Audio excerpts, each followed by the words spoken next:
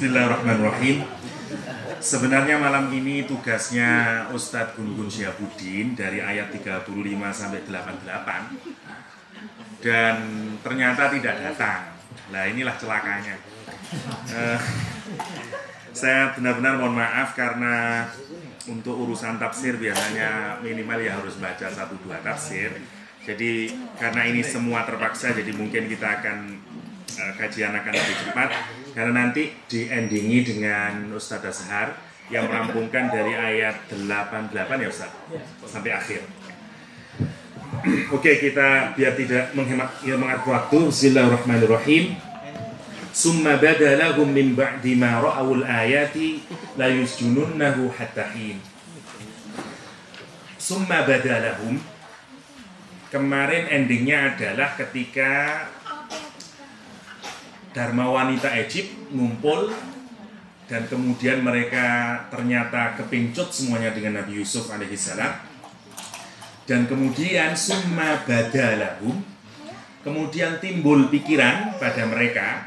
Menariknya pertanyaan kita adalah mestinya kalau yang ngomong itu perempuan tidak pakai lahum, summa badalahun, mestinya gitu. Tapi ini menarik summa badalahum. Di para ahli tafsir menafsiri karena sebenarnya yang mengambil decision itu suaminya, dan mereka ini semuanya adalah istri-istri politician Egypt pada saat itu. Jadi meskipun idenya itu awalnya datang dari istri, tapi pengambil kebijakan adalah suami-suaminya. Karena itu di sini menggunakan summa badalahum. Begitu kata para misalnya di tafsir dijelaskan.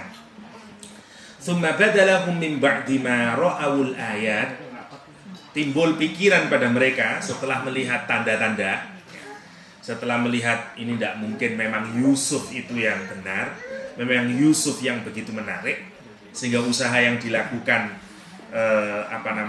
tidak mungkin bisa berhasil. Pikiran terakhirnya adalah untuk menutupi kasus ini, la yusjununnahu hatta hin.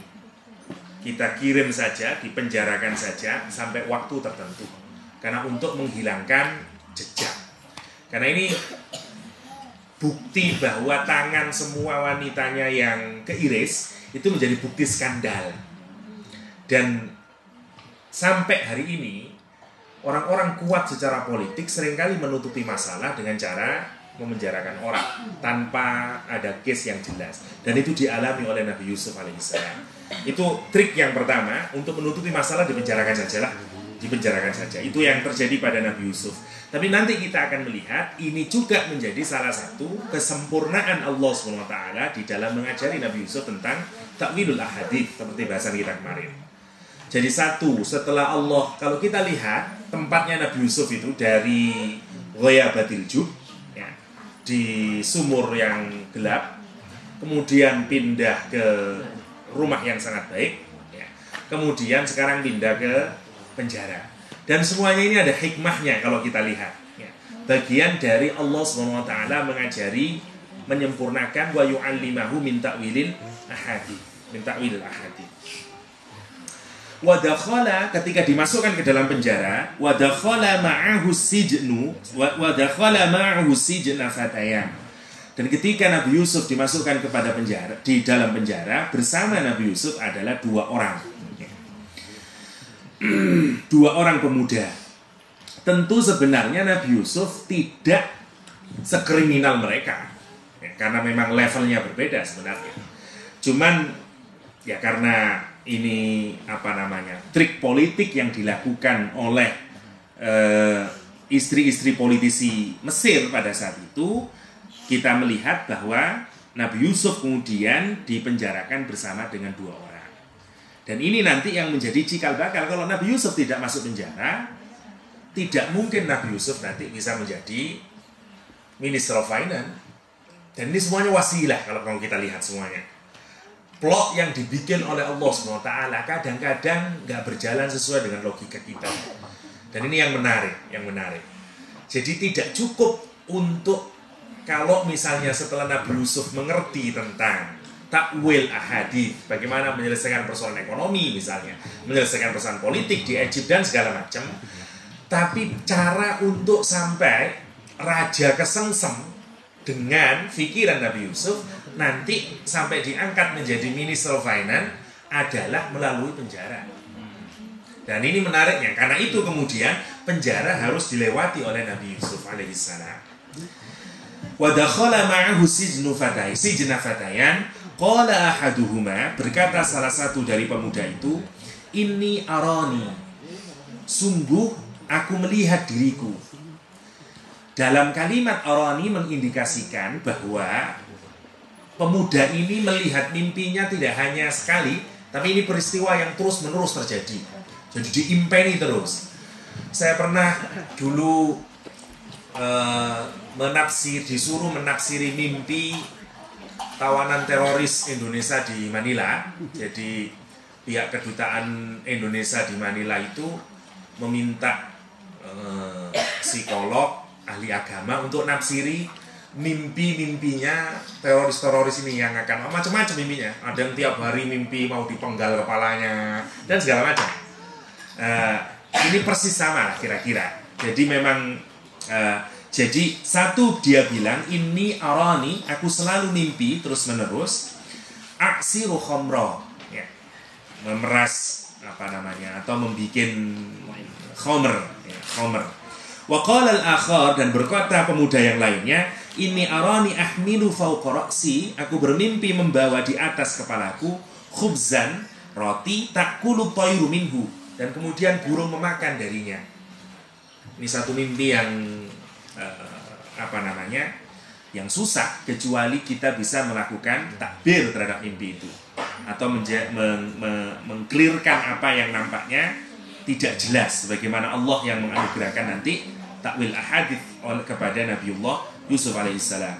Inna naraka minal muhsinin, dan kami melihatmu Nabi Yusuf termasuk orang-orang yang muhsin. Sekali lagi, orang itu baru mau belak-belakan dengan kita kalau orang menyangka kita memang benar-benar orang yang muhsin. Kalau tidak muhsin, tidak mungkin buka cerita. Jadi dua orang ini sebenarnya sudah tahu kalau Nabi Yusuf itu, karena dalam perjalanan waktu di penjara mereka sadar ini orang baik. Yang pertama. Yang kedua, indikasi lagi bahwa ihsan tidak saja menarik siapapun menjadi dekat dengan kita. Karena itu perintah dalam agama, wa ahsin kama ahsanallahu ilaik. Berbuat ihsanlah sebagaimana Allah berbuat ihsan kepada dirimu. Dan ihsan ini puncak dari kebaikan yang kita lakukan. Puncak dari kebaikan yang kita lakukan. Jadi kebaikan yang paling maksimal adalah ihsan. Berbuat ihsan. Berbuat ihsan. Dan ihsan itu menarik orang lain kepada diri kita. Membuat orang jatuh senang hati kepada kita, yang pertama. Tidak hanya manusia tapi Allah SWT. Karena orang berbuat ihsan, Allah menyukai dia. Kalau Allah menyukai dia, siapapun menyukai kita. Yang pertama. Yang kedua, ihsan juga menjadi indikasi dari dibukanya basirah seseorang, sehingga dia bisa menangkap takbir mimpi. Sebenarnya kan ini tidak persoalan yang tidak bisa diselesaikan dengan mata ain ini, ya. Tetapi mata basirah kita yang ada di dalam hati yang bisa menakwili mimpi itu. Dan Allah memberikan itu kepada muhsinin muhsinat, orang-orang yang berbuat ihsan, orang-orang yang berbuat ihsan. Qala la ya'tikuma tu'amun turzaqanih illa nabba'tukuma bita'wilih. Kata Nabi Yusuf bahwa kamu tidak akan diberi makanan yang akan dikasihkan rizki kepadamu sekarang, karena nanti akan kecuali aku akan mengabarkan kepada dirimu, kepada kamu berdua ini takwil mimpimu. Ya, nanti memang akan tidak makan, karena nanti akan ada hukuman yang pasti bagi kedua orang ini. Qabla ayyatiyakuma, sebelum makanan itu diberikan kepada kamu. Dzalikuma mimma 'allamani rabbi. Dan ini semuanya karena Allah mengajari diriku. Kata para ulama, inilah kesempatan awal yang dilakukan oleh Nabi Yusuf untuk memasukkan dan mengajarkan agama kepada dua orang ini. Dan apa yang diajarkan, kesadaran kepada Allah SWT, ma'rifatullah, atau dalam bahasa teman-teman harokah, tauhid. Ya. Jadi, dan kalau kita lihat semua ajaran awal dari para rasul dan anbiya, semuanya adalah ajakan kepada tauhid dimanapun mereka berada, termasuk di penjara, dimanapun. Dan ini menjadi titik sentral bagi kita di dalam membentuk relasi dengan orang lain. Sebisa mungkin dengan apapun awali usaha itu dengan kesadaran akan iman, akan tauhid, Dzalikuma mimma 'allamani rabbi inni taraktu millata qaumin la yu'minuna billah wa hum bil akhirati hum kafirun. Aku, sesungguhnya diriku itu meninggalkan milah kaumku yang tidak beriman kepada Allah SWT, dan mereka itu terhadap hari kiamat kufur. Sekali lagi ini tips seperti yang kemarin, bahwa ini yang menarik kalau kita renungkan. Kesalahan dua orang ini masuk penjara adalah berbuat jahat kepada manusia. Tidak berbuat jahat gini dulu, karena dia melakukan perbuatan dia menyalahi manusia. Tetapi Nabi Yusuf alaihissalam mengajarkan tentang tauhid justru. Apa yang dimaksud? Bahwa sebenarnya kalau orang punya kesadaran kepada Allah SWT, pasti mampu mencegah orang itu untuk berbuat kejelekan. Jadi yang ditawarkan Nabi Yusuf itu resep paling fundamental yang membuat manusia itu terjarak dari perbuatan maksiat. Yang pertama. Jadi bukan kayaknya enggak matching, wong ini orang berbuat jahat kok malah dipadui tentang tauhid. Tetapi kalau kita renungkan, sesungguhnya perbuatan jahat muncul karena orang tidak punya kesadaran akan tauhid, akan ma'rifah akan Allah SWT. Karena itu ma'rifatullah menjadi pijakan awal. Kalau orang ma'rifatullah, maka tidak akan ada perbuatan jahat. Dan itu yang dilakukan oleh Nabiullah Yusuf alaihissalam. Itu yang pertama. Yang kedua, kenapa Nabi Yusuf meninggal, faktor yang kedua yang membuat orang berbuat jahat, sebagaimana di ending dari ayat ini, wa hum bil akhirati hum kafirun, dia mengkufuri hari akhir. Dia nggak ingat akan hari akhir, nggak ingat akan konsekuen. Itu secara singkat dari 37 surat Yusuf. Wattaba'at millata abai Ibrahim wa Ishaq wa Yaqub, dan wattaba'tu, aku ikuti, kata Nabi Yusuf, agama millah. Dulu kalau sekarang mungkin dulu digunakan untuk merujuk sebuah nama agama ya, yang nanti baru setelah pasca Nabi Muhammad kita sudah menggunakan istilah din, bukan lagi millah ya. Sebenarnya kita bisa diskusi tentang millah dan din, tapi okelah, si lain kesempatan biar agak cepat karena masih sangat banyak. Wattaba'tu millata abai Ibrahim wa Ishaq wa Yaqub, aku ikuti agamanya bapak-bapakku Ibrahim, Ishaq dan Yaqub. Maka lana an nusyrika billahi min syai', yang kami tidak mensyarikatkan Allah dengan apapun saja. Dzalika min fadlillah alaina wa 'alan nasi walakin aktsarun nasi la yashkurun. Dan ini adalah karunia, fadlnya Allah. Ini yang menarik, bahwa memilih Allah, memilih tauhid, memilih keyakinan kepada Allah, memilih iman, itu adalah karunia terbesar. Kata Nabi Yusuf, itu karunia dari Allah SWT, dan karunia kepada semuanya. Tapi manusia seringkali tidak bersyukur. Ini yang menarik kalau kita renungkan. Orang di penjara tapi bicara tentang syukur. Kalau Nabi Yakub mendapati situasi yang begitu genting, bicara tentang sabar, make sense. Ini Nabi Yusuf di penjara, tetapi bicaranya tentang syukur. Kenapa? Karena kalau orang punya iman, yang lain itu menjadi kecil. Ibnu Taimiyah ketika di penjara, apa jawabannya? Ya, ini menjadi tempat peristirahatanku. Enak, dibebaskan dari segala macam. Jadi tetap tertirah dari busy days. Bagi orang yang beriman, penjara bisa jadi tempat yang nyaman. Ini yang menarik bagi orang yang karena iman, karena tauhid, karena ma'rifatullah, itu fadl yang tidak bisa digantikan dengan apapun saja. Akan tetapi banyaknya manusia tidak mensyukuri itu, tidak melihat pentingnya iman, tidak menyadari manfaatnya iman. Ini yang disebut dengan walakinna aktsarun nasi la yashkurun. Atau seperti sindiran Nasaruddin Hoja kemarin ya, Ada juga cerita Nasaruddin Hoja yang cukup menarik menurut saya. Suatu saat dia kehilangan cincin. Cincinnya kehilangan di luar, di dalam rumahnya.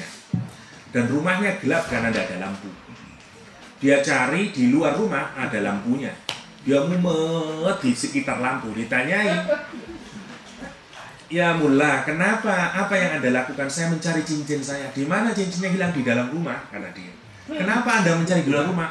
"Di dalam rumah gelap. Di sini ada cahaya." Apa maksudnya kata Nasruddin Hoja? Cincin itu iman di dalam diri manusia. Dan untuk menemukan cincin, orang butuh cahaya. Orang butuh petunjuk Allah. Kalau rumah hati kita ini gelap, gak akan bisa ketemu cincin itu. Meskipun sebenarnya cincin itu ada dalam diri kita. Orang mencari di luar itu yang dikira merupakan ketentraman batin kita. Dia mencari di klub-klub, di kenikmatan-kenikmatan yang dia sangka di luar itu yang memberikan keimanan. Ternyata cincinnya itu ada di dalam rumahnya yang gelap, yang ada di dalam hatinya. Dan itu yang harus diasah, dikasih lampu, dan itu akan memberikan kebahagiaan bagi dia. Ini sindirannya Hoja bagi orang yang tidak bisa memberikan respect terhadap iman. Saya tidak akan terlalu panjang mendiskusikan karena sangat panjang masih. Ya sahibai sijni a'arbabu mutafarriquna khairun amillahil wahidul qahar. Wahai kedua penghuni penjara, apakah Tuhan-Tuhan yang bermacam-macam itu lebih baik dari Tuhan yang wahid dan qahar, yakni Allah SWT. Allah SWT. Dan ini yang menarik ya. Jadi dimanapun kalau orang itu soleh, bisa menjadi tempat lahirnya hidayah. Dimanapun, hatta di penjara. Hatta di penjara. Dan ini menjadi peristiwa menarik. Di Manila, pusatnya tempat Kristen, penjara juga menjadi ladangnya orang masuk Islam. Di Amerika hal yang sama terjadi. Saya punya teman Belgia dulu di Manila, dokter gigi, Kristen, Katolik, yang kemudian masuk Islam, dan kemudian aktif berdakwah di penjara. Orang Belgia. Dan lumayan dapat banyak orang-orang yang masuk penjara, masuk Islam, gara-gara didakwai di penjara. Dan ini memang di luar perhatian kita. Orang melakukan kristenisasi besar-besaran, dilalah ya banyak orang masuk Islam tanpa kita kadang mengerti bagaimana cara Allah membimbing dia menuju hidayahnya. Tetapi tentu harus ada usaha, dan sebagaimana yang dilakukan Nabi Yusuf. Ya, jadi Yusuf di penjara juga menjadi ladang dakwah. Karena hidup sebenarnya adalah dakwah bagi orang mukmin. Ma ta'buduna min dunihi illa asma'an sammaitumuha antum wa aba'ukum ma anzalallahu biha min sultan inil hukmu illa lillah amara an la ta'budu illa iyyah dzalika dinul qayyim walakinna aktsarun nasi la ya'lamun. Ya. Kamu tidak menyembah yang selain Allah, ya, illa asma'an, kecuali nama-nama sammaitumuha yang kamu namai, antum wa aba'ukum, kamu dan mbah-mbahmu itu, ma anzalallahu biha min sultan. Ya. Allah tidak menurunkan satu keterangan pun tentang nama-nama itu. Mereka bikin-bikin sendiri. Ya. Ya. Jadi ya memang tidak ada pijakannya. Kalau kita teliti hampir semua agama apapun, nggak jelas. Karena itu misalnya hari ini orang-orang Islam yang kepingin teliti benar, tidak mau menggunakan nama bagi Allah kecuali nama yang memang Allah mengatakan sendiri namanya di dalam Al-Quran. Mereka tidak mau lagi menggunakan kata Tuhan. Karena nama sebenarnya tidak hanya sekedar sebutan, karena dia punya implikasi filosofis di belakangnya dan segala macamnya. Karena itu tidak bisa Allah itu diterjemahkan ke bahasa yang lain. Allah ya Allah. Sama dengan Pak Widodo. Masa saya terjemahkan menjadi apa di dalam bahasa Inggrisnya? Tidak bisa. Widodo ya Widodo. Mau orang Barat kenalan saya mana Widodo misalnya. Mister Safe. Ya tidak bisa. Safe way nanti ya. Jadi tetap tidak bisa. Sama dengan Allah SWT. Itu misalnya banyak sekarang kelompok dalam Islam yang memang tidak bisa diterjemahkan. Allah ya Allah. Dia tidak bisa diterjemahkan menjadi Tuhan atau menjadi yang lain. Karena begitu diterjemahkan jadi God saja, dia bisa dipluralkan dan Allah tidak bisa dipluralkan. Tidak ada bahasa pluralnya Allah juga nggak ada, ya, nggak ada. Oke. Inil hukmu illa lillah. Kebijaksanaan, ketentuan itu hanya di sisi Allah Subhanahu wa taala. Dia telah memerintahkan kamu alla ta'budu illa iyyah, untuk beribadah kecuali hanya kepada Dia. Dzalika dinul qayyim, dan itulah agama yang lurus, agama yang benar. Walakinna aktsarun nasi la ya'lamun, akan tetapi kebanyakan manusia tidak mengetahui. Agak skip, agak cepat. Ya sahibai sithni amma ahadukuma fayasqi rabbahu khamra wa amma al-akhar fayuslabu fatakulu tayr min ra'sihi qudiyal amru allati fihi tastaftiyan. Ini tafsirnya Nabi Yusuf, bahwa orang yang bikin khamr itu nanti akan servis, memberikan minuman bagi rajanya. Rob tuannya, yang diperkirakan menurut ahli tafsir, Rob di sini adalah juga seorang politisi tinggi di Mesir, ya. Wa ammal akhar, adapun mimpi yang kedua, bahwa dia nanti akan disalib, fataqulu tawru min ra'si, dan dia akan burung akan makan dari kepalanya. Qudiyal amrul ladzi fihi tastaftiyan, telah diputuskan perkara yang kamu berdua menanyakannya. Wa qala alladzi dhanna annahu najim minhu madhkurni 'inda rabbika fa ansahu syaitan dzikra rabbih falafitha fis sijni bid'a sinin. Kemudian orang yang menyangka bahwa dia akan selamat, ya, yang dikatakan nanti bahwa dia akan selamat di antara keduanya, Nabi Yusuf berkata kepada dia, nanti terangkan keadaanku ya kalau kamu sudah selamat. Itu permintaan udhkuru, kata Nabi Yusuf, udhkurni inda rabbika. Ya, tolong sebut namaku, ingatkan ceritaku ini, bahwa saya ini tidak bersalah masuk ke sini kepada tuanmu. Karena ini sama-sama politisi dan orang yang berpengaruh di dalam Mesir. Ya. Udhkurni inda rabbika fa ansahu syaitan, akan tetapi setan membuat dia lupa. Untuk apa? Dzikra rabbi, untuk menuturkan kasusnya Nabi Yusuf ini kepada tuannya. Falabitha fi sijni, maka tinggallah Nabi Yusuf di dalam penjara bid'a sinin, few years. Kira-kira kalau ditafsir 7 tahun lamanya. Lupa 7 tahun ya. Tidak lupa kalau 7 tahun ini. Jadi lupa terus hingga masih lama Nabi Yusuf di penjara. Wa qala al-maliku inni ara sab'a baqaratin, dan sekarang Nabi Yusuf mentakwilkan mimpi yang ketiga setelah 2 mimpi yang pertama. Dan ini yang menarik, kata para ulama, mengapa Nabi Yusuf itu bisa mentakwili mimpi? Karena Nabi Yusuf tidak pernah bermaksiat. Karena Nabi Yusuf menjaga dirinya dari maksiat. Kalau orang bisa menjaga maksiat matanya, jika menjaga maksiat tubuhnya, maka basirohnya ditajamkan oleh Allah SWT. Sama kayak makolahnya Ibnu Athaillah Sakandari, ya. Kalau orang itu baik, maka yang tak basornya itu akan muncul. Kalau orang berbuat maksiat, basornya akan mati, kata Ibnu Athaillah Sakandari. Sama dengan prinsip ini. Kalau orang terhindar dari maksiat, basirohnya menjadi tajam. Sama seperti yang dialami oleh Ibnu Sirin, seorang tabi'in, yang sama kemudian ketika beliau ini menjaga diri dari maksiat, basirohnya hidup, dan basiroh itu yang mampu nanti melakukan takwil mimpi. Masih panjang ini. Oh, sekarang rajanya yang bermimpi, kita singkat saja karena nanti endingnya ada di Pak Ustadz Azhar. Rajanya berkata, wa qala al-Malik, ini sebagaimana yang kita ketahui pada masa Nabi Yusuf, Egypt tidak diperintah oleh orang Mesir sendiri. Karena itu menggunakan kata Malik, karena pada saat itu bukan Fir'aun yang memerintah, tapi orang di luar yang mampu mengalahkan, sehingga dinamakan Malik, bukan Fir'aun. Dan ini yang menarik, karena Quran tidak menggunakan waqala Fir'aun.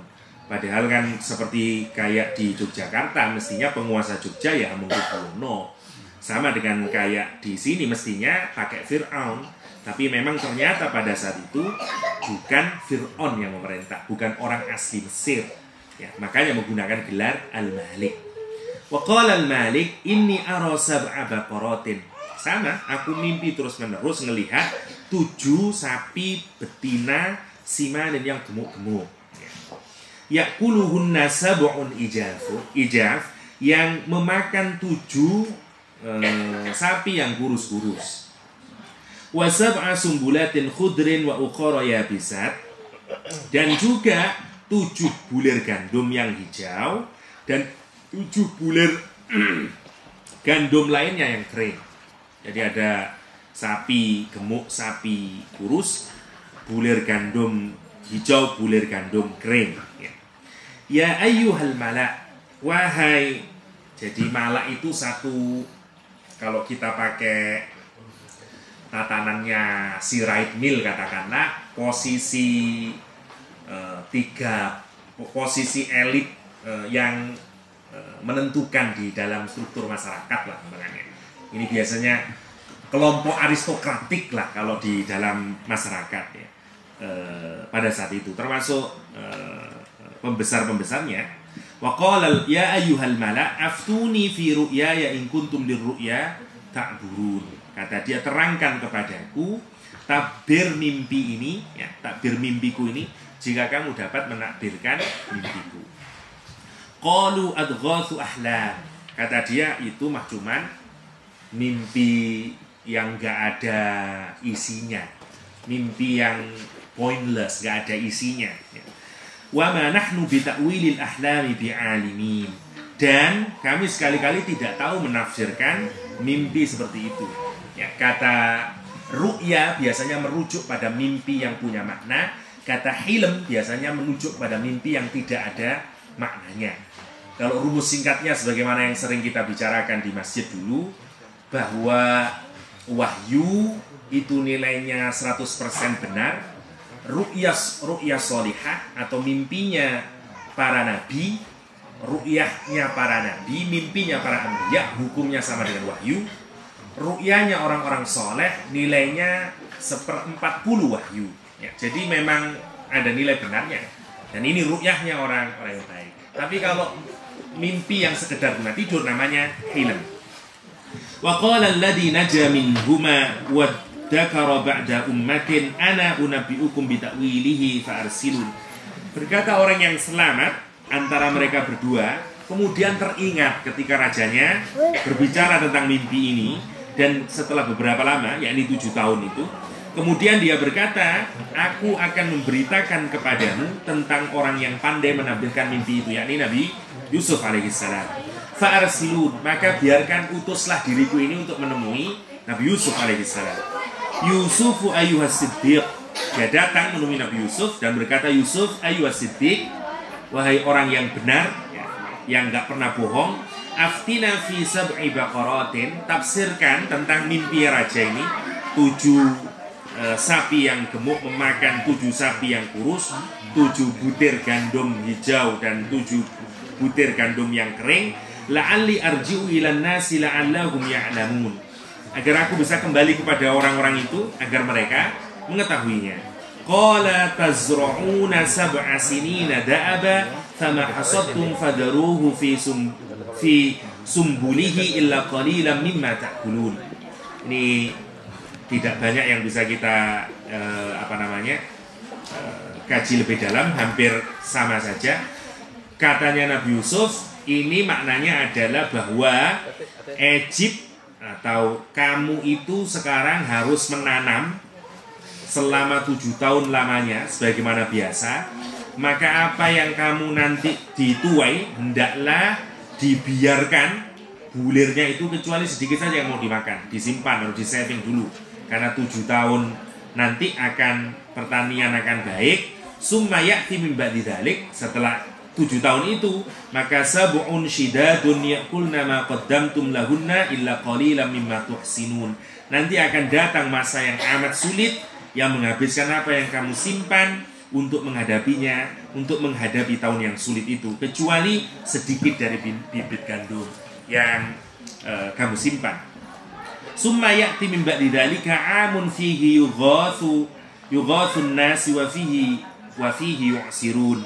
Kata Nabi Yusuf selanjutnya, prediksinya hingga sampai 15 tahun kalau kita lihat 7 dan ini tahun ke-15-nya, maka nanti akan datang tahun yang curah hujannya sudah lebat dan di masa itu mereka bisa lagi memeras anggur. Ini prediksi pertanian yang ditakdirkan atau ditakwilkan oleh Nabi Yusuf alaihissalam.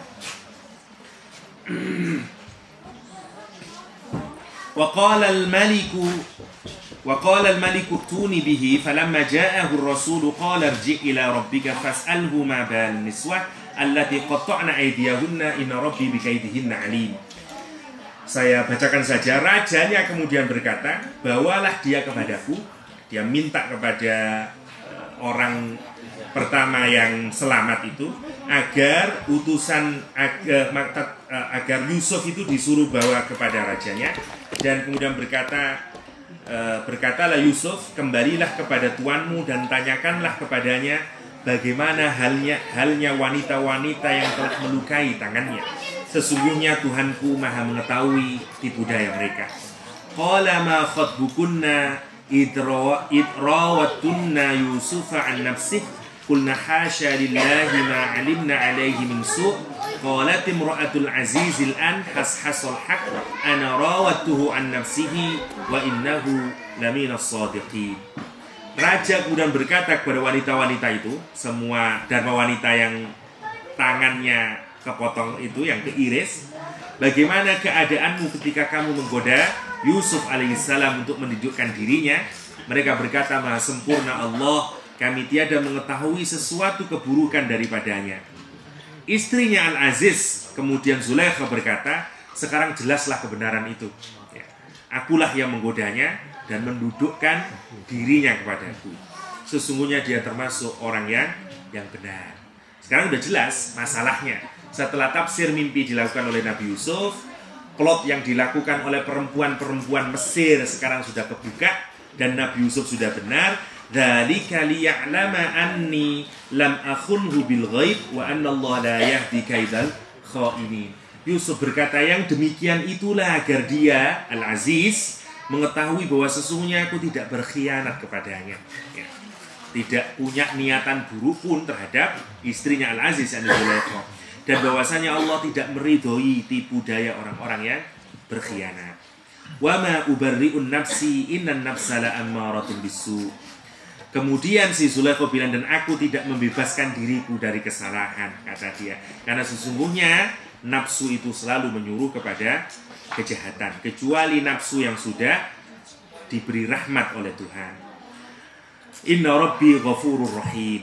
Ini masih narasi, terus kita lanjutkan saja. Wa qala al-maliku tuni bihi astakhlishu li nafsi. Kemudian rajanya meminta Nabi Yusuf untuk dihadirkan karena mau diajak bicara sendiri, atau dalam bahasa kita mungkin empat mata. Falamma kallamahu, ketika rajanya sudah berbicara dengan Yusuf, qala innaka al-yawma ladaina makinun amin. Dan ini yang terbukti sudah.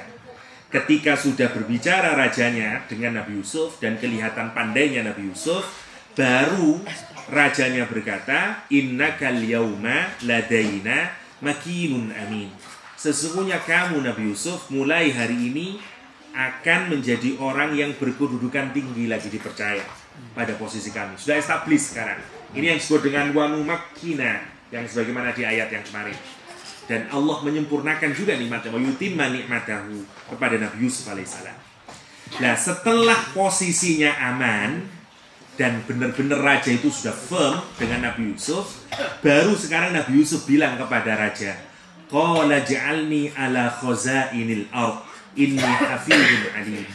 Nabi Yusuf berkata kepada rajanya, jadikan aku, kalau sekarang apalah, menteri keuangan atau sekretaris lah dari negara ini. Inni hafizun alim, karena aku ini orang yang hafiz, yang mampu menjaga, alimun, yang punya, yang knowledgeable. Nah, ini yang menjadi pertanyaan. Ada satu kesadaran di dalam agama kita bahwa meminta jabatan itu sebaiknya tidak dilakukan. Tapi kenyataannya ini loh dilakukan, yang pertama. Yang kedua, ayat ini juga menjadi diskusi panjang di kalangan harokah Islam. Apakah boleh masuk parlemen atau tidak masuk parlemen? Sama kelompok yang membolehkan masuk parlemen, ayat ini dijadikan sandaran. Nabi Yusuf masuk kok. Ya. Tapi juga oleh kelompok yang tidak masuk parlemen, ayat ini juga dijadikan dasar. Dia bukan menjadi bagian, hanya menolong tapi tidak bekerja dalam sistem. Ya sama ayatnya satu ini. Bahkan satu kelompok yang ada buku khusus membicarakan ini saja sampai jadi kitab khusus dikarang oleh orang Inggris yang salah satu anggota dari harokat tertentu yang tidak mau masuk parlemen. Pijakan awal dasarnya ya ayat ini, kata-kata Nabi Yusuf ini, kata-kata Nabi Yusuf untuk menunjukkan apakah boleh kita masuk di dalam sistem yang tidak Islami, karena di situ dulu dengan asumsi bukan negara Islam, dan Nabi Yusuf menawarkan dirinya menjadi Khazainul Ard. Itu nanti jadi diskusi panjang, saya tidak akan bicara itu. Qala ja'alni ala khazainil ard inni hafidun alim. Yang kedua yang menjadi persoalan juga adalah kenapa orang boleh meminta jabatan.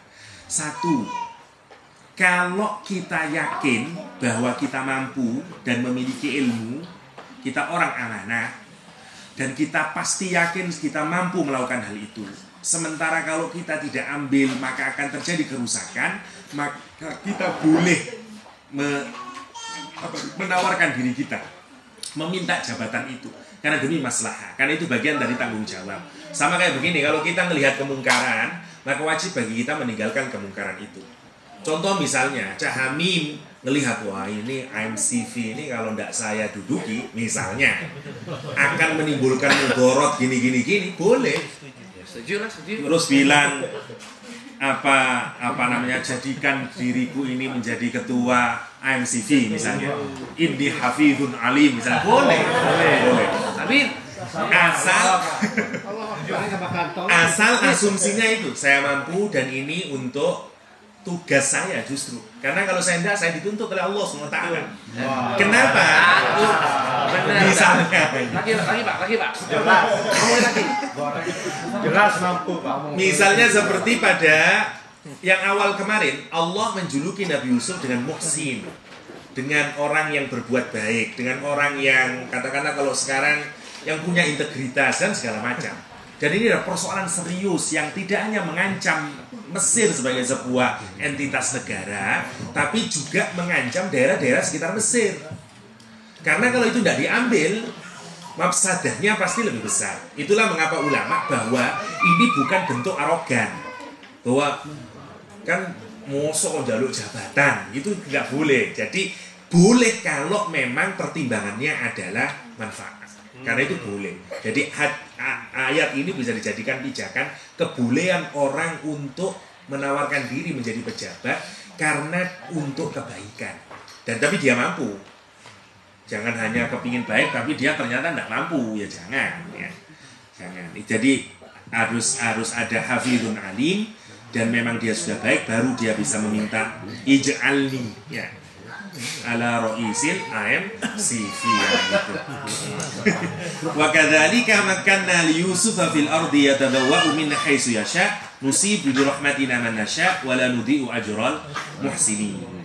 Demikianlah kata Allah SWT, kami memberi kedudukan makanna kepada Yusuf fil ardi, di bumi ini, di bumi Mesir, Mesir, yatabawwa'u min haitsu yasha, sehingga dia bisa berkuasa penuh, bisa pergi menuju kemana saja yang dia kehendaki. Nusibu bi rahmatina man nasya, dan kami melimpahkan rizki, nikmat, rahmat kepada siapa yang dikehendaki oleh Allah SWT.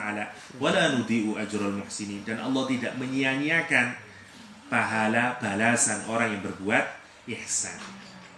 Sederhananya adalah ihsan, kalau kita berbuat baik meskipun tidak dilihat orang, meskipun tidak ada orang apapun, atau kalau kita berbuat ihsan jatuhnya menjadi buruk pun pasti nanti efeknya jadi baik. Kayak di hadis orang sedekah keliru pada pelacur, orang sedekah keliru pada, tetap nilainya tetap baik. Dan ihsan itu amazing. Bayangkan pelacur yang dosanya banyak, dia berbuat ihsan kepada anjing, masuk surga. Satu, ihsan. Yang kedua, karena amal hatinya, karena dia ikhlas beramal. Jadi tidak hanya sekedar berarti gampang masuk surga, mau ngei minum anjing masuk surga, ngapain jengkang-jengking di Westol misalnya ya. Atau haji dan segala macam misalnya. Wong hadisnya simpel, orang ngasih minuman, tapi Yang dilihat Allah itu hatinya. Amal hati perempuan ini yang diterima oleh Allah SWT. Diterima oleh Allah SWT. Dan kalau orang ihsan pasti dilimpahi rahmat oleh Allah SWT. Kita singkatnya masih banyak ini. Wal ajrul akhirati khairul ladzina amanu wa kanu yattaqun. Dan pahala di akhirat itu jauh lebih baik lagi. Allah pasti kasih orang ihsan kebaikan di dunia, apalagi di akhirat nanti. Wa kanu yattaqun, dan mereka itu orang-orang yang bertakwa. Wa jaa ikhwatu Yusufa fadakhalu alaihi fa'arafahu wa hum lahu munkirun. Dan sekarang dramanya sudah masa paceklik. Dan Egypt itu menjual barangnya dengan cara barter. Kalau kita punya barang nanti ditukar dengan gandum mereka. Dan paceklik di Kanaan misalnya, tempatnya Nabiullah Yakub alaihissalam, yang memaksa mereka ya harus datang ke Egypt untuk biar bisa makan, untuk ditukarkan dengan gandum. Saudara-saudaranya Nabi Yusuf dia masuk ke Egypt sekarang, dan Nabi Yusuf mengenal mereka, fa'arafahum wa hum lahu munkirun, tapi mereka tidak kenal Yusuf. Kenapa? Karena Yusuf dulu masih kecil. Orang kecil berubah dewasanya beda. Cak Hamim waktu SD fotone udah koyo ganteng saiki. Iya nih sama lah kayak begitu. Tetapi kalau kita jumpai orang dalam keadaan sudah dewasa, insya Allah perubahannya tidak akan banyak. Itulah mengapa Nabi Yusuf tetap ingat, iki ngono Hamim masih saya di Melbourne tetap aja deso misalnya kan. Jadi tetap ingat.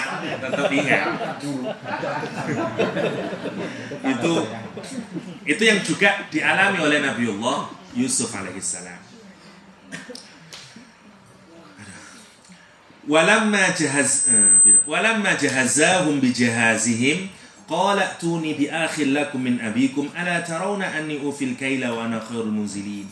Tatkala Yusuf menyiapkan, jadi rumusnya nanti akan dikasih kalau unta itu dipenuhi lah satu unta itu.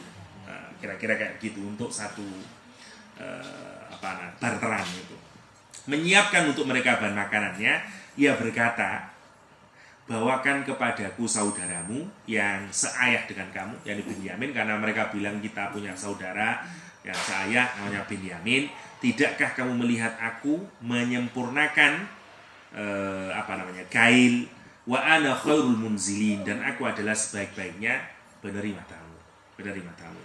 Fa illam ta'tuni bihi fala kaila lakum indi fala wala taqrabun. Dan ini ancaman sudah Nabi Yusuf. Tapi kalau kamu, katanya kamu punya adik ya dari gini, kamu datangkan ya nanti kalau kesini lagi. Tapi kalau kamu kesini tidak bawa Binyamin, kata Nabi Yusuf, fala kaila lakum indi, kamu tidak akan saya kasih lagi. Wala taqrabun, dan jangan mendekat ke aku. Gak bisa lagi kamu dekat dengan diriku. Qalu sanurawitu anhu abahu wa inna lafa'ilun. Yang ini yang menjadi persoalan sekarang. Dulu dia sudah merayu ayahnya untuk mengajak Nabiullah Yusuf. Sekarang harus merayu adiknya Nabi Yusuf yang bernama Binyamin. Dan itu berat bagi mereka. Dia akan membujuk ayahnya dan dia akan melakukannya. Wa qala li fityanihi ja'alu bid'atahum fi rihalihim la'allahum ya'rifunaha idzan qalabu ila ahlihim la'allahum yarji'un. Dan Nabi Yusuf berkata kepada pembantu-pembantunya, ij'alu bid'atahum, jadi ini barterannya, barang yang dibawa oleh saudara-saudara Yusuf untuk ditukar dengan gandum. Taruh lagi bid'ah itu fi rihalihim, di kantong mereka itu, karena takut Nabi Yusuf itu sebenarnya. Takut yang pertama gini, nanti kalau tidak ada barang lagi dia tidak akan ke Mesir, tidak ada yang bisa ditukarkan. Apa yang menjamin nanti bisa kembali lagi ke Mesir? Karena itu ditaruh biar pasti dia bisa kembali lagi. Karena ini bagian dari sekarang ganti plotnya diganti. Idzan qalabu ila ahlihim la'allahum yarji'un. Supaya apa? Mudah-mudahan mereka kembali lagi. Falamma raja'u ila abihim, ketika mereka sudah sampai ke bapaknya, qalu ya abana muni'a minnal kail fa arsil ma'ana akhana naqtal wa inna lahu lahafizun. Ayah, kata dia, kami tidak akan dapat lagi bagian gandum ini jika tidak membawa saudara kami Binyamin. Sebab itu biarkanlah saudara kami Binyamin itu pergi. Wa inna lahu lahafidun, persis kata-katanya seperti dulu. Wa inna lahu lahafidun, sungguh kami terhadap Binyamin itu hafid. Ya, nanti akan jaga. Qala hal amanukum alaihi illa kama amintukum ala akhihi min qabl. Diingatin oleh Nabi Yusuf, oleh Nabi Yakub, bagaimana aku akan mempercayaimu, mempercayakan Binyamin kepadamu. Karena dulu punya kes apa? Kes Nabi Yusuf. Ya apa aku percaya awakmu ya. Orang dulu sudah bawa Nabi Yusuf tidak kembali, sekarang minta Nabi Yusuf. Fallahu khairun hafidhan wa huwa arhamur rahimin. Allah lah sebaik-baiknya penjaga dan Allah yang arhamur rahimin. Walamma fatahu mata'ahum wajadu bid'atahum ruddat ilaihim qalu ya abana ma nabghi hadhihi bid'atuna ruddat ilaina wa namiru ahlana wa nahfadhu akhana wa nasdatu kaila ba'irin dzalika kailun yasir. Kata dia, lah ketika dibuka ketemu lagi bidoahnya, ya, barang-barang yang mestinya nanti bisa ditukar lagi dengan gandum, dia bilang, ayah kami apalagi yang kita inginkan, barang-barang kita dikembalikan kepada kita, kata dia. Kami akan dapat memberi makan keluarga kami, dan kami akan dapat memelihara saudara kami akan mendapat tambahan gandum seberat beban seekor unta. Itu adalah bagian gandum yang mudah bagi Raja Mesir. Dengan melihat Aisyah lagi, kita harus kembali karena kita masih punya bidoah tadi, sellable goods yang nanti bisa ditukarkan dengan gandum ke Mesir. Qala lan ursilahu ma'akum hatta tu'tuni mawthiqam minallah. Nah, sekarang ini orang beriman. Kalau sudah kayak begitu lagi, kata Nabi Yakub, aku tidak akan melepaskan Binyamin bersama kalian hatta tu'tuni mawthiqam minallah, sampai kamu membuat janji yang amat sangat kuat dengan Allah Subhanahu wa taala. Mawthiqon itu mubalaghahnya mitsaq. Kalau orang kawin akad nikah namanya mitsaq. Ya. Kata mitsaq di Al-Qur'an digunakan misalnya ketika Allah janji sama Bani Israel, ya. Gunung diangkat, orangnya di bawah, pipinya ke tanah, diangkat, ayo mau iman apa enggak, banyak gitu. Ini perjanjian yang amat sangat berat. Kalau enggak diberkakan, diberkakan. Ditimpakan. Atau ikatan antara seorang suami dan istri ketika angkah tuka itu dia sedang membangun mitsaqon ghalidho, ikatan yang sangat kuat. Yang kalau pisah harus goncang, bayangannya kalau di hadis ya. Karena kalau kita menikah, kita mengikatkan diri dengan Allah SWT. Itu sangat kuat. Tapi di sini digunakan kalimat yang mawthiqam minallah. Untuk apa? Kayak yang paling terkuat. Karena apa? Karena Nabi Yakub pesimis dengan anak-anaknya. La ta'tunnani bihi illa ayyuhata bikum falamma atauhu mawthiqahum qala Allahu ala ma naqulu wakil. Saya bacakan saja. Masih 76 atau 20 lagi, Pak. Belum Ustadz Azhar ini, bahwa kamu pasti akan membawanya kepadaku kembali kecuali jika kamu dikepung musuh. Tatkala mereka memberikan janji mereka, maka Yakub berkata, Allah adalah saksi terhadap apa yang kita ucapkan. Dan itulah orang beriman. Kalau kita menuntut kepercayaan kepada seseorang yang memiliki iman, hitungannya Allah SWT, janjinya Allah SWT. Kalau sekarang kan enggak. Yang membuat kita yakin adalah itu apa, perangko yang 6.000 itu, materai ya, 6.000 itu yakin berarti. Wallahi tidak perlu yakin orang. Wallahi tak sahur, enggak, tanda tangan materai 6.000 ya. Jadi materai 6.000 sekarang lebih sakti daripada wallahi ya, daripada wallahi. Kan ini imannya sudah tipis. Qala ya baniya la tadkhulu min babin wahidin wadkhulu min abwabin mutafarriqah. Dan ini pesannya Nabi Yakub kepada anak-anaknya, wahai anak-anakku, jangan masuk kota Mesir melalui satu pintu. Masuklah melalui banyak pintu. Satu, banyak hal kenapa kok dilakukan itu, agar tidak menjadi atraktif bagi orang perampok dan segala macamnya. Wa ma ughni ankum minallahi min syai'in, il hukmu illa lillah, alaihi tawakkaltu wa alaihi falyatawakkalul mutawakkilun. Ya.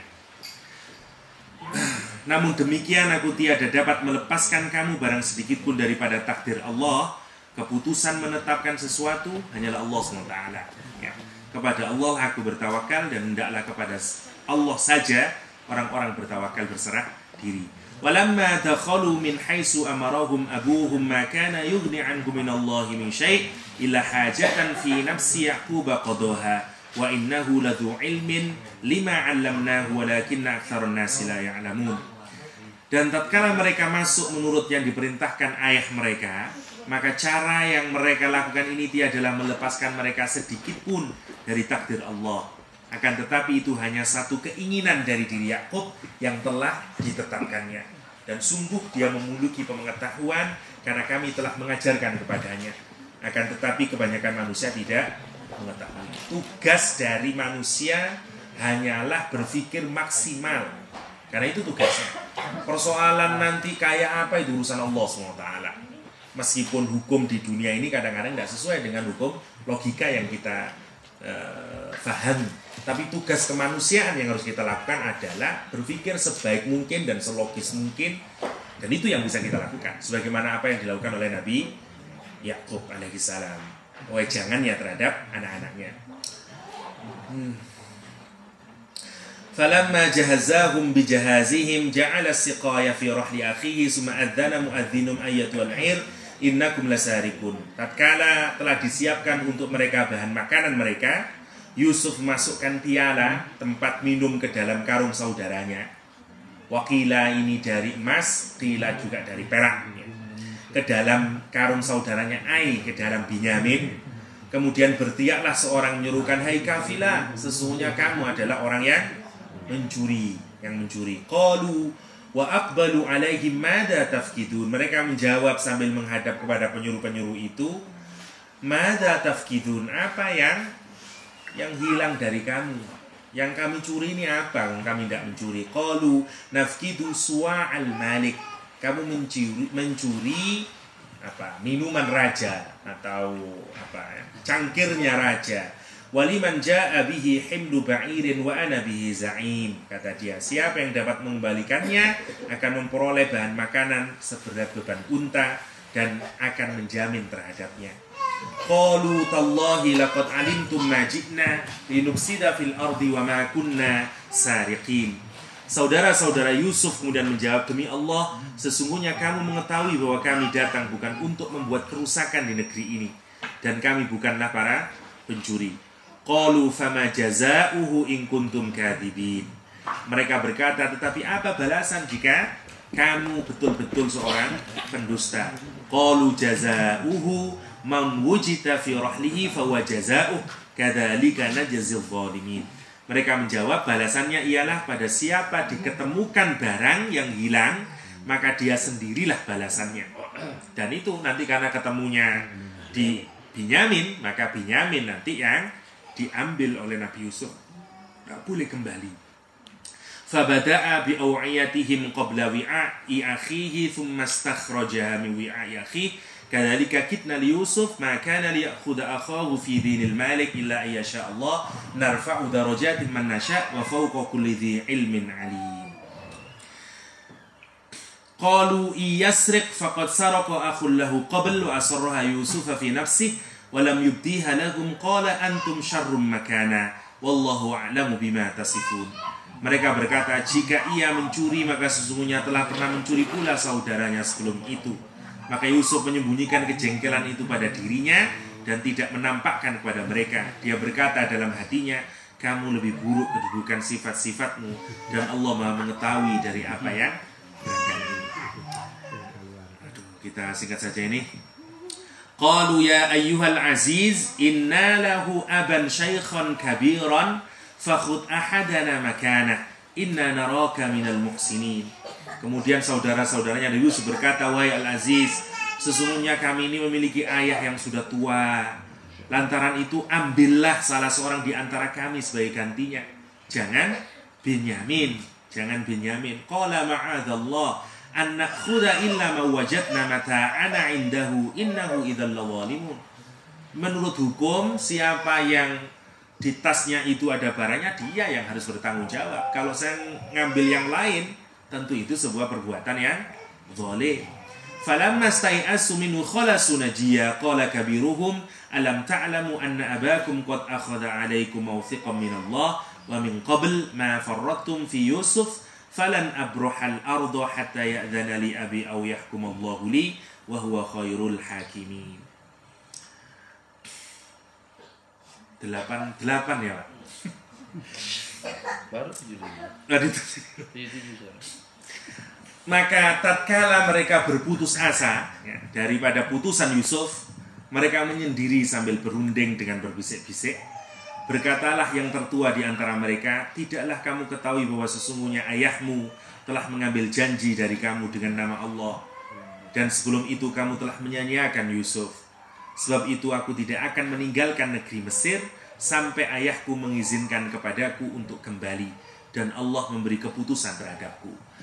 Satu orang tinggal di sana, namanya Rubil. Jadi 3 orang yang hilang sekarang dari anaknya Nabi Yakub: Yusuf, Binyamin, dan Rubil. 3 ini yang semuanya tidak kembali. Makanya nanti irji'u ila abikum faqulu ya abana inna ibnaka saraq wa ma syahidna illa bima alimna wa ma kunna lil ghaibi hafidhin.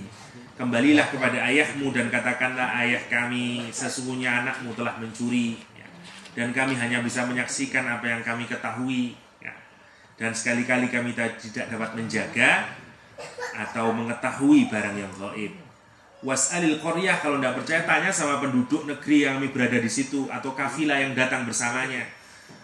Wa inna lasadiqun, kami ini sesungguhnya orang-orang yang benar. Sekarang dia berkata jujur, ya, karena memang benar-benar tidak kemana-mana. Binyamin memang ditaqala, bal jawabannya persis seperti dulu, Kata Nabi Yakub, bal sawwalat lakum anfusukum amra fasabrun jamil asallahu ayyatiyani bihim jami'a innahu huwal alimul hakim.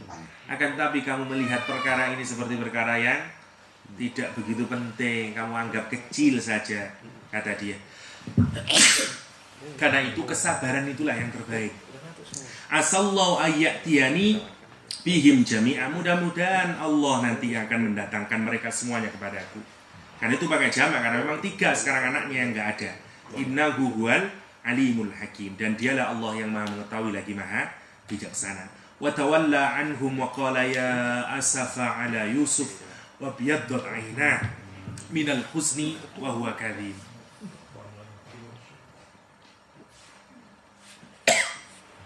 Dan mulai sekarang Nabi Yakub merasa berada di puncak kesedihan karena 3 anaknya sudah Menunjuk, Pak.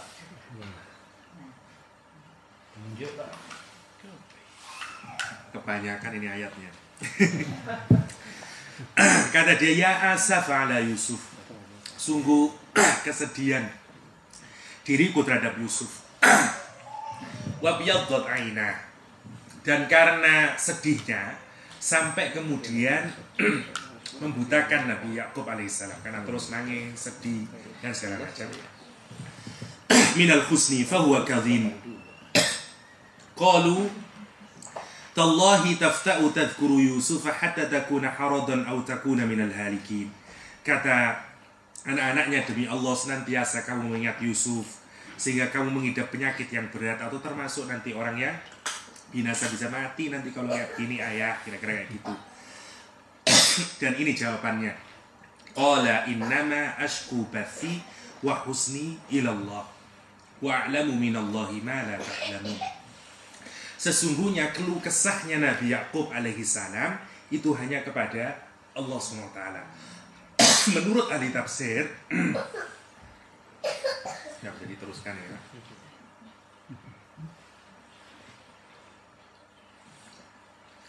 Yang membuat Nabi Yakub sedih sebenarnya adalah karena Nabi Yakub sebenarnya punya feeling semuanya ini masih ada.